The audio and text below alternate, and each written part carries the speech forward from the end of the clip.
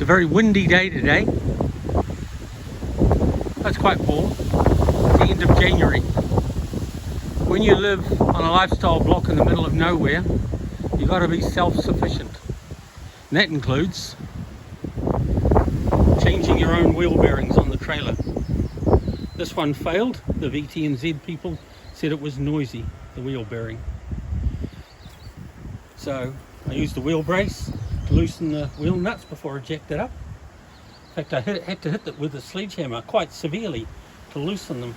They were on like crazy. I've got the car jack on the back, lifting it up. And for safety, it's actually attached to the car so it can't roll back. A good idea, I think.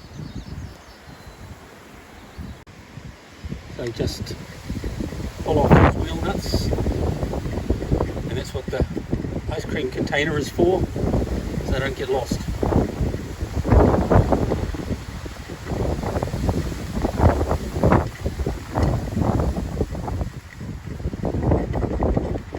They're long studs.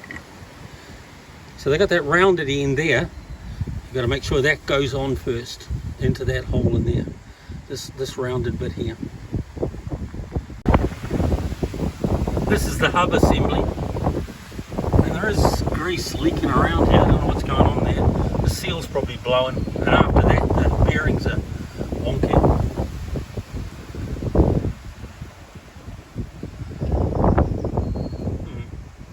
So you got to take this cap off, just lever it off with a screwdriver in there, and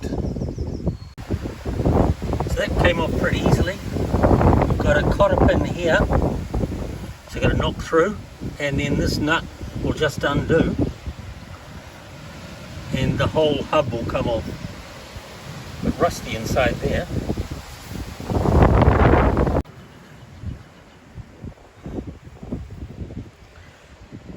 Got the cotter pin out, had to break it. They tend to get bent and you can't knock them through, so just break it, because I know I've got a replacement. All good. And the nut and washer just came straight off by hand. That could be an issue actually. Maybe should have been a bit tighter than that. And this comes straight off. You can see the front bearing there. This back bearing cover was loose and a bit torn there, which would allow crap to get in there. That was at the back.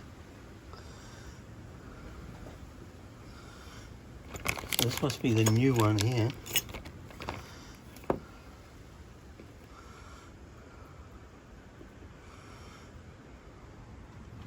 Sorry, that's the new one.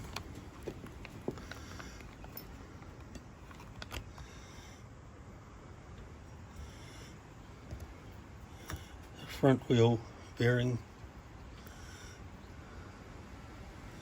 can come out.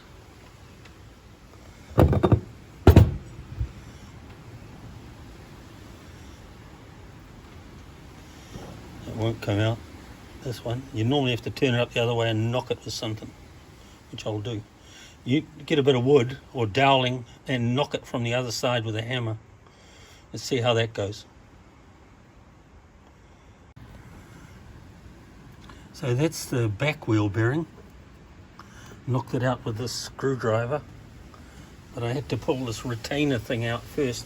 That was on the top there, which was holding that in. And then this thing is further out. Quite a complex arrangement. So I just need to clean this up so I can just check there's no damage before I reverse that with my kit, which is in there. The face the taper bearing runs on looks okay. It's got these little marks here, but I can't feel them when I rub my finger on them, so I'm calling them just marks. Okay, I'm calling them marks. I got some wheel bearing grease, high temperature it says. Lithium complex. If it's lithium, it's gotta be good, right? turn it into a battery. So I'm going to put it all around in here, not too much, maybe some in the middle, and assemble it. It's nice blue colour grease, which is the same as the one before, so it's probably a good idea that they're compatible. The guy at the trailer place where I bought the bearing kit from preloaded the bearings with the blue grease as well too. That's a bit of an art form where you sort of rub it in with your hand like this. You force the grease in the cage. So I'm happy I don't have to do that.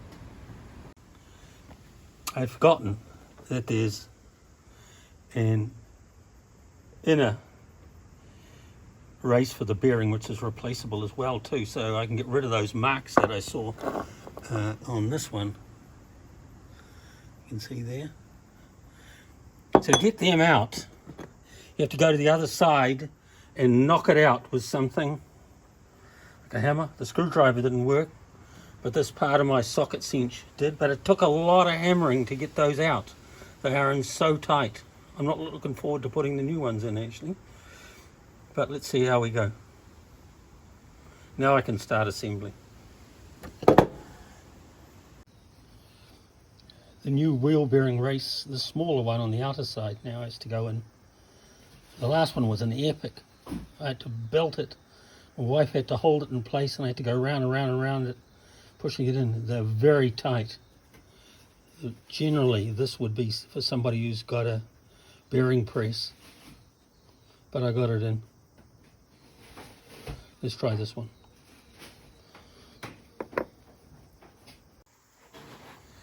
So I was just tapping here, harder than this, to try and get that in. And once it gets down flush with the surface, you've got to use something just on the edge to knock it down, because you've got to get down, right down to that lip there. Bit of an epic.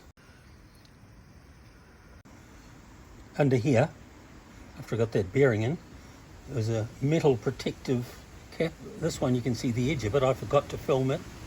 It's just a press fit, and then this rubber seal goes on the outside, and then that goes on there, just loose fitting. Seems rather strange. Clean the axle bit. Inner bearing goes on there, outer bearing runs on there. I'll put grease all around this and then slide it on, and the outer bearing goes on once you've got that on. This will be hard to film. When you're working on grass, just about everything you do there ends up a bit of grass going on it somewhere. So this goes on first here.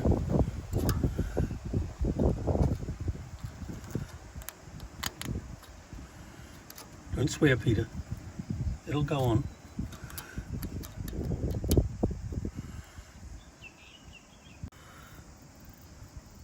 It did go on. Took all the grease off, so I had to put a bit more grease on there. Now I just put this thing, which has got grease on the back of it, with one hand while I'm filming.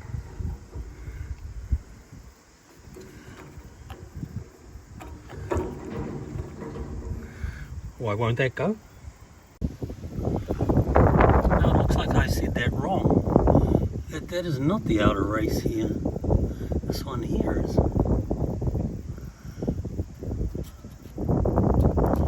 Funny, that goes right through. This is the bearing face. How strange is that?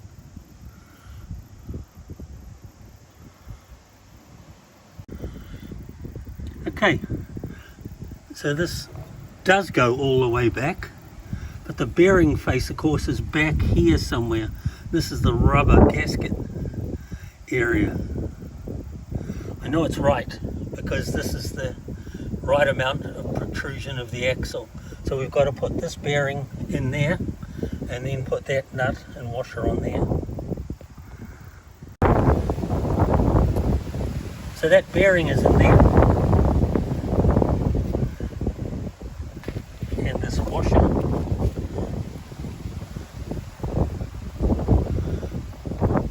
give it a clean. The bearings in there, followed by a washer,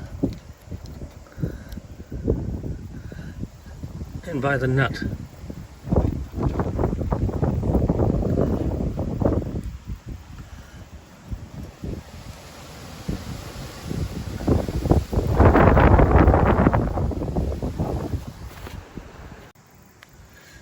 Put the wheel on just so I can rotate it. Getting the right amount of tightness is quite important. You can't go too tight, which is governed by this nut, but you don't want to go too loose too, because that nut stops it from wobbling, and you get a fail on your warrant for that as well too. So you've got to get it just right. Now if I tighten it up a bit more, is almost impossible. It still goes around the right,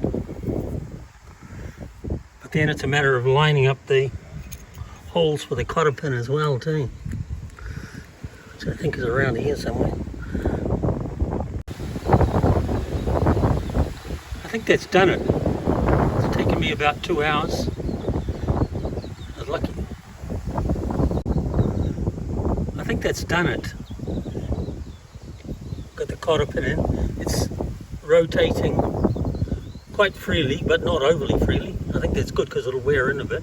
All I have to do is put the cap on and tighten up the rest of the nuts. Taken about 2 hours with help from my wife. If you're doing it, watch out for those bearing races. Have some way of doing that. There are many different bearing structures, so this can't be a complete guide. It's different than what I'd done before. I was a bit shocked to discover what was in here actually, but it's got on the inside out, it's got this little cover, just sort of loose, which is only held there by the pressure. This is a gasket thing, which is a press fit into this thing, which covers over the bearing like that. This is the inner bearing, which goes inside the inner race.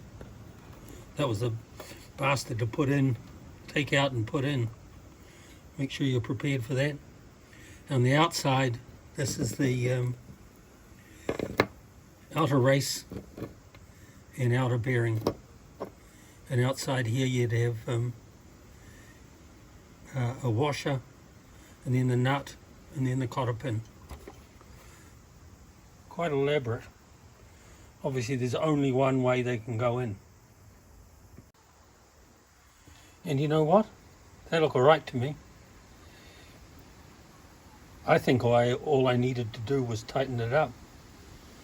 It was probably a little bit loose. So the guy called it noisy, but I think it was just a bit wobbly.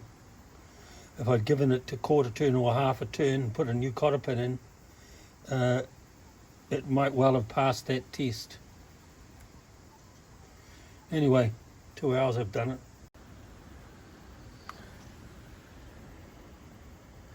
That's the one that came with it. I don't know whether it's solely for the trailer manufacturer or it's just a general bearing kit, but that's the number.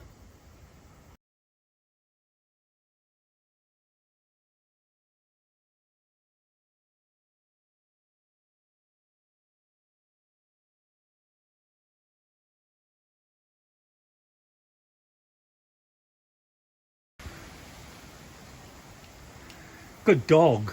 Who's a good dog?